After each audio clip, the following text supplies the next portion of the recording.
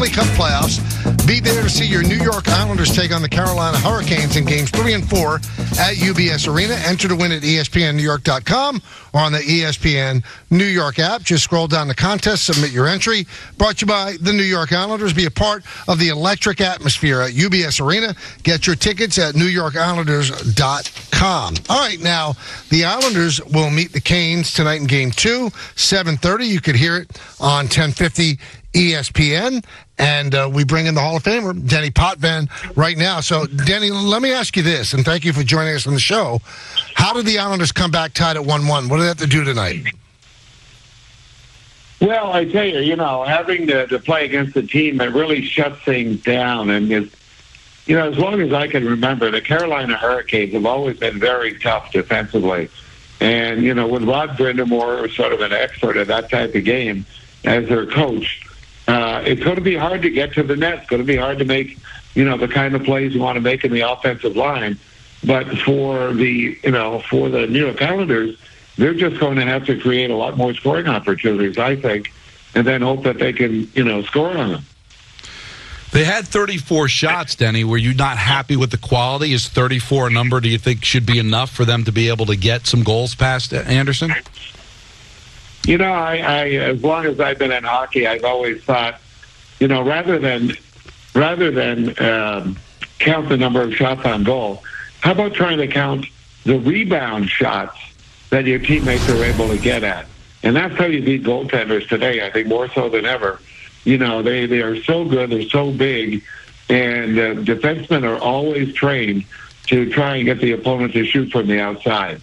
So oftentimes you're not going to see, a hockey player being able to beat a goaltender coming down the wing.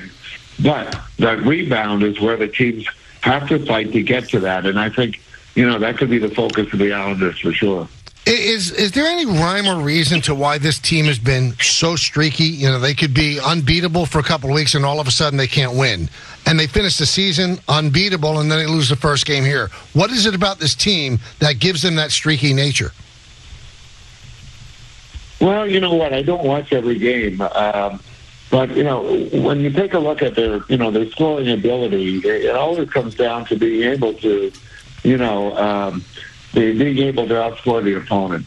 And for the New York Islanders, they've given up quite a few goals on a regular basis. So, during the season, and, you want that to stop, of course, but, they're like 27th in the NHL, in goals against, or goals for, I'm sorry. And, that just doesn't cut it, really. And so the the New York Islanders have got to get themselves, in a position where they can capitalize, maybe on special teams, being able to make sure your power play's working.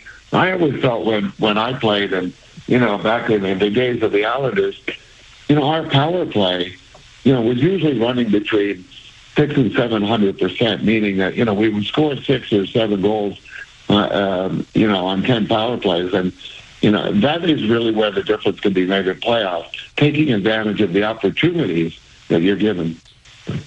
And the other problem with this team is just how poor they've been all season long on the penalty kill. And they gave up another power play goal to start the game on Saturday.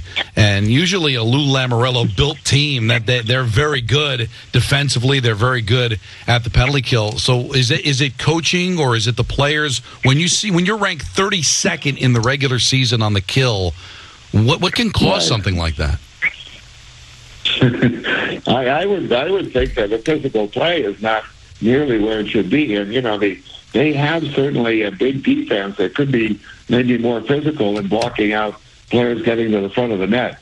I've always been confident in goaltending that if they can see the puck, and your defenseman can clear the rebounds, you're not going to run into too many issues. That may be a biggest problem where. They're just not either clearing the rebounds. I said, I haven't watched all the games, but the ones that I have watched, there's too much activity in front of the Islander goal. And you just wonder in this league now where they're calling things so close, it's probably a lot harder now to clear out the front of the net than it was when you played.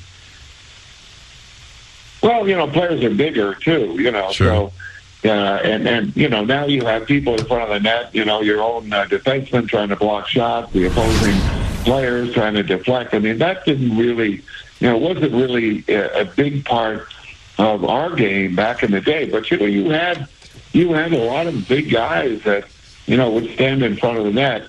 I remember the Flyers, having Paul Holmgren right in front of the net, a big, strong guy that you couldn't move him out. So what do? I mean, basically you try and, get position on him. In most cases, you want to make sure that the puck is always in front of you.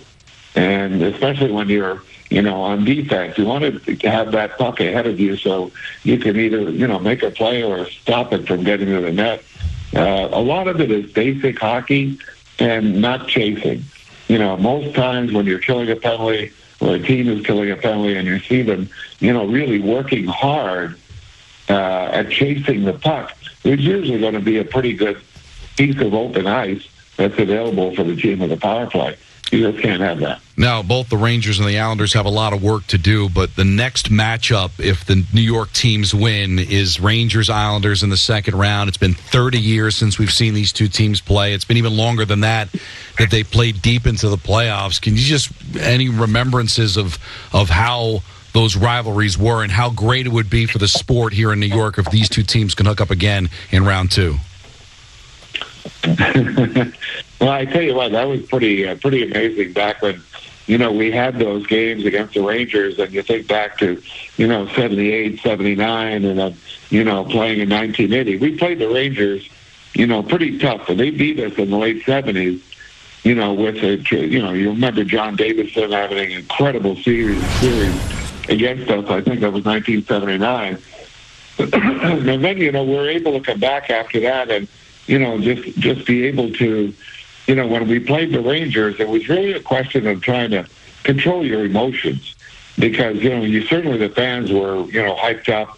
It was a great time. But, I believe, if I'm correct, in the 4 years we won the Cup, we had to play the Rangers, I think, each and every one of those seasons in the playoffs to move on to be able to win the Cup. So, the rivalry was thick, and at times I said, I think that, the rivalry in the late 70s between the Islanders and Rangers was probably as big, if not bigger, than, the Red Sox and the Yankees. So in any event, it was a great time of hockey. What was it beyond the fans? Did you hate the Rangers when you played them? No, actually, you can't do that. I think that, and I remember reading about, I think it was Muhammad Ali or a boxer going into the ring, and, everybody's asking, do you go in, really angry and mad? And I remember the response, which very much was the way we were prepared by Al Arbor. You got to check your emotions. You want to be able to focus on the game without that anger, having to manage the anger during the game. So I didn't hate the Rangers. Certainly the fans didn't, make it easy, but during that time, because there's, the high emotions. But the fact is we had a lot of playoffs against the Rangers, and most of them good. So I can't look back and say I hated that team. I just loved ours. Denny, we thank you for joining us. It should be a good game tonight. We look forward to it. As I am, looking forward to it as following the playoffs. Love this time of year. Excellent. Thanks for coming on. Thanks a lot, Denny. Good luck. My pleasure, guys. Thank you. Islanders and the Hurricanes tonight. Game 2, 7:30. And it's on 10:50. It's on 10:50. Chris King does a great job. Pajot expected to be back in the lineup after missing game 1. That's going to certainly help with the punch.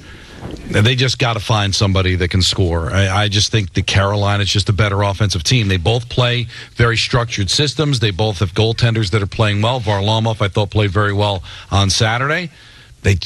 I just think when the Hurricanes need a goal, they've got a better chance of getting it. And Kuznetsov had the power play goal. He should have won the Conn Smythe when the Capitals won the Cup. I mean, you got Natchez, you got Svechnikov, you got Aho. I mean, there's so many really good players, but you've got Barzal, you've got Lee. I just think the Islanders come up a little short offensively, but it was the worst penalty kill in the league, and you can't not commit penalties. And so they're going to have to try to stay out of the box and just hope to get a goal. If they play the same way they played Saturday, I think they can win. I mean, they didn't play that poorly. I think that close this series is going to be. And, boy, if they can steal tonight and get home ice, because that building's going to be up for grabs for games 3 and 4, boy, this is a big one tonight for the Isles. I love how much nostalgia there is in the town right now. Did you guys see how many Knicks greats were at the Garden on Saturday, too? Yeah. It's just that there's something in the air right now. Yeah, Maloney said that he had done a special event with some former Knicks before the game. So, the Garden, it's got a vibe, Peter. And the people that were at the Garden, I saw Adam Graves. He was there for the Knick game and then the Ranger game. The vibe is there. It's really captivating. Hopefully both teams will make huge runs. All right, visit Mercedes-Benz of White Plains and see why they've received the Best of the Best award for the 3rd straight year. With over 300...